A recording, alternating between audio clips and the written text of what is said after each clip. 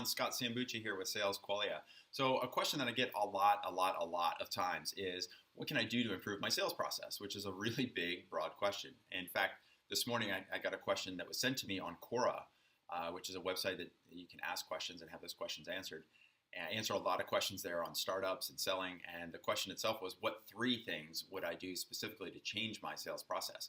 And so I don't want to go into all 3, but what I want to do right now is give you one really good idea that I think you can start using today that will significantly impact your business going into 2016.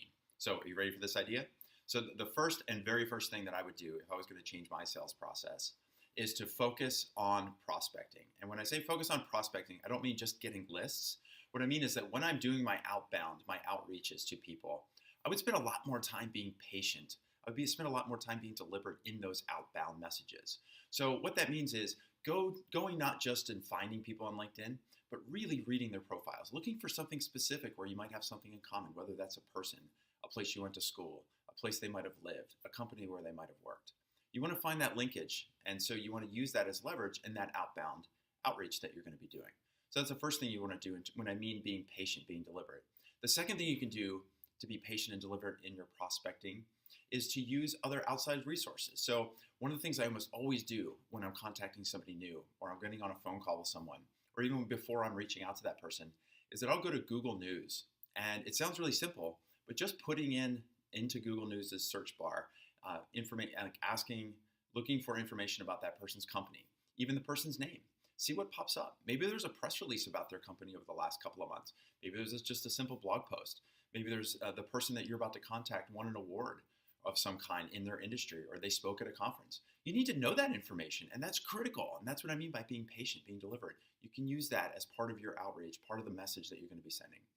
And the third thing that I do, on top of making sure I find something somewhere where I have something in common, secondly, looking for something where that person or that company might have been in the news. The third thing I'll do is I'll go through the person's social media profiles. I'll go through Twitter. I'll look to see if they have presentations on SlideShare. I'll go to LinkedIn and not just look at their profile, but I'll see if they've had any updates. Who are they following that might be significant? What articles have they read, or what articles have they liked? So what I'm doing is getting a real feel for who this person is. And yes, of course, this takes a lot of time. It could take you 15, 20, 30 minutes to get all of this information and craft a personal message that you're doing in that outbound outreach. But guess what? Here's the good news. If you spend that time, if you spend those 15 minutes, how much more likely are you going to be to get 15 minutes on the phone with that person?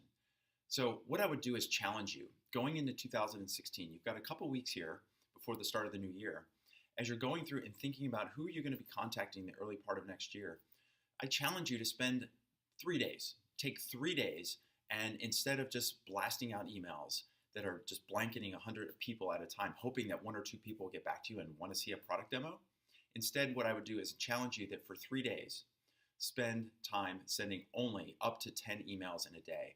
Make those 10 emails super focused, super deliberate, super personal in terms of the information that you're including, how you found out about that person. Really show the person that you've done your research about them and that they have a reason to get in touch with you. Make it about them, not about you.